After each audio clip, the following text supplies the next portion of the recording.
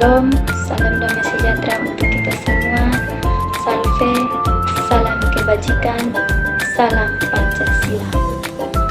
Perkenalkan, nama saya Tita Arlinex Haon, NIM 20 01 07 0085. Saya mahasiswa semester 7 kelas C, program studi Pendidikan Pancasila dan Kewarganegaraan, Fakultas Keguruan dan Ilmu Pendidikan, Universitas Nusa Cendana Putih. Tujuan dari pembuatan video ini yaitu untuk memenuhi tugas mata kuliah Filsafat Pancasila. Jadi di pembuatan video kali ini saya akan memilih salah satu kasus dan saya akan mengidentifikasi kasus tersebut berdasarkan sudut pandang sila-sila Pancasila, dan saya akan memberikan solusi berdasarkan cara pandang saya dalam memaknai nilai-nilai Pancasila. Jadi contoh kasus yang saya ambil saat ini yaitu dimana contoh kasusnya tentang cengkraman asing di Labuan Bajo. Nah, jadi dari contoh kasus ini saya melihat bahwa banyak nelayan tidak bisa mengelola uang dengan baik, sehingga mereka memutuskan untuk menjual tanah mereka. Namun dari menjual tanah mereka juga ada beberapa faktor yang membuat para nelayan memutuskan untuk menjual tanah mereka, di mana keindahan alam di Labuan Bajo itu banyak hingga mengundang banyak investor berlomba-lomba untuk membangun resort, hotel, dan sarana wisata lainnya. Akibatnya harga tanah melambung tinggi, terlebih di lokasi strategis seperti di dekat pantai. Nah, dari situ ditawarkan dengan harga-harga yang menggiurkan, di mana harga-harga tanah yang sangat tinggi, sehingga dari situlah para nelayan menjual tanah untuk memperbaiki kehidupan ekonomi keluarga, atau untuk hasil penjualan tanah. Dari hasil penjualan tanah mereka bisa gunakan untuk membeli perahu atau alat tangkap ikan yang baik, dan membiayai pendidikan bagi anak yang bisa yang mereka harapkan untuk bisa membawa penghasilan lebih stabil dari hasil penjualan tanah tersebut. Dari kasus ini juga di mana faktor yang mempengaruhi untuk para nelayan menjual tanah mereka yaitu di mana penghasilan tak menentu, di mana kehidupan sebagai nelayan di Labuan Bajo tidak terlepas dari tantangan, yaitu cuaca yang buruk, tempat tangkapan ikan yang berkurang, harga ikan yang membuat penghasilan mereka tak menentu. Apalagi ekosistem sekitar Labuan Bajo juga terancam akibat aktivitas para wisata yang kurang bertanggung jawab, sehingga dari situ para nelayan mengambil keputusan untuk menjual tanah mereka.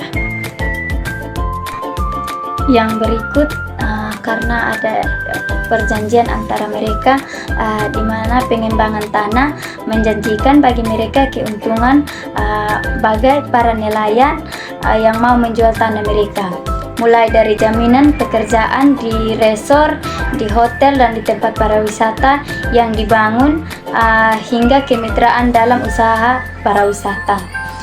Namun pada kenyataannya janji yang mereka janjikan tidak ditepati, sehingga banyak nelayan yang akhirnya kehilangan mata pencahariannya dan tanah warisan leluhur mereka, tanpa mendapatkan pekerjaan atau keuntungan yang dijanjikan kepada mereka. Yang berikut yaitu para nelayan menjual akan tanah mereka tidak terlepas dari pergeseran nilai dan pilihan hidup. di mana generasi muda nelayan mungkin tidak seantusias generasi muda lainnya untuk meneruskan tradisi melaut. Jadi bagi generasi muda saat ini lebih memikirkan untuk bekerja di pariwisata, ya misalnya seperti di hotel, restoran yang bisa menarik bagi mereka. Jadi alasan para nelayan menjual akan tanah mereka yaitu meskipun berat bagi mereka, tetapi bagi mereka itu bisa menjadi bekal untuk pendidikan atau modal merintis usaha di bidang pariwisata. Namun harapan mereka tidak sesuai dengan kenyataan atau keinginan. Alasan juga karena di satu sisi ada keinginan untuk melestarikan tradisi dan identitas sebagai nelayan. Namun di sisi lain ada tantangan ekonomi dan daya tarik profesi lain yang lebih menjanjikan. Nah, jadi dari kasus ini saya akan identifikasikan berdasarkan cara pandang sila-sila Pancasila.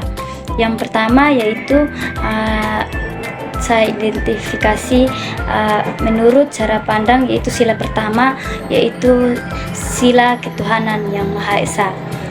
Jadi dari penjualan tanah di Labuan Bajo itu saya identifikasi menurut sila ketuhanan yang Maha Esa yaitu adanya fenomena penjualan tanah oleh nelayan di Labuan Bajo menunjukkan bahwa tidak semua nelayan memiliki pemahaman yang baik tentang nilai-nilai ketuhanan yang Maha Esa, di mana mereka lebih mengutamakan kepentingan material daripada kepentingan spiritual. Yang kedua yaitu berdasarkan sila kedua yaitu kemanusiaan yang adil dan beradab. Di sini penjualan tanah oleh nelayan di Labuan Bajo menunjukkan bahwa belum terciptanya keadilan dan keadaban dalam masyarakat dan peran nelayan tidak mendapatkan hasil yang adil dari penjualan tanah mereka. Yang ketiga yaitu sila Persatuan Indonesia, di mana para penjual tanah oleh nelayan di Labuan Bajo menunjukkan bahwa adanya ancaman terhadap persatuan dan kesatuan bangsa jika kepemilikan tanah di Labuan Bajo didominasi oleh investor asing, maka akan mengancam eksistensi masyarakat adat di Labuan Bajo. Yang berikut yaitu sila keempat yang berbunyi kerakyatan yang dipimpin oleh hikmat kebijaksanaan dalam permusyawaratan perwakilan. Jadi penjualan tanah oleh nelayan di Labuan Bajo menunjukkan bahwa belum terciptanya musyawarah yang baik dalam masyarakat, sehingga para nelayan tidak memiliki perwakilan yang dapat memperjuangkan kepentingan mereka. Yang terakhir yaitu sila kelima yaitu keadilan sosial bagi seluruh rakyat Indonesia, di mana para penjual tanah oleh nelayan di Labuan Bajo menunjukkan bahwa belum terciptanya keadilan sosial bagi seluruh rakyat karena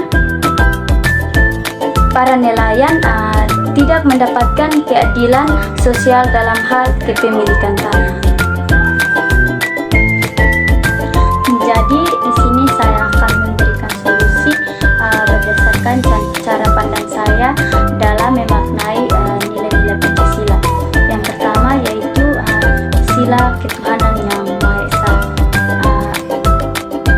Diperlukan sosialisasi dan pendidikan agama pada masyarakat di Labuan Bajo, khususnya bagi nelayan Labuan Bajo, agar sosialisasi dan pendidikan agama ini bertujuan untuk menanamkan nilai-nilai ketuhanan yang Maha Esa dalam kehidupan masyarakat tersebut, sehingga mereka dapat memiliki pemahaman yang baik tentang nilai-nilai ketuhanan yang Maha Esa.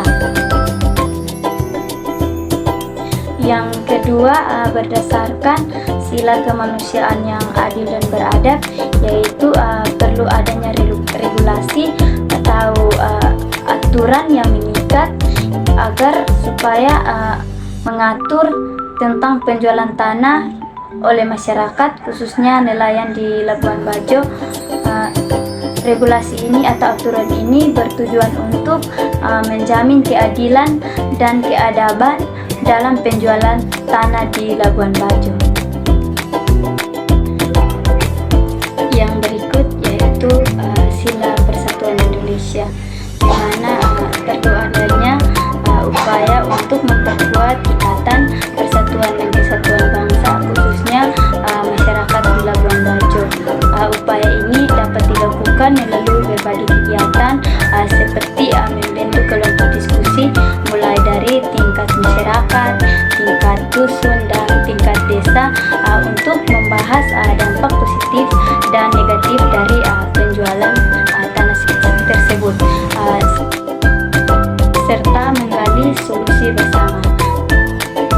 Selain itu, perlu adanya keterlibatan aktif dari pemangku kepentingan seperti mulai dari masyarakat, pemerintah hingga lembaga swasta, sehingga dengan kerjasama yang baik diharapkan ikatan persatuan dan kesatuan masyarakat Labuan Bajo dalam menjual tanah dapat diperkuat dan dapat dikelola secara optimal untuk kesejahteraan masyarakat Labuan Bajo serta secara berkelanjutan.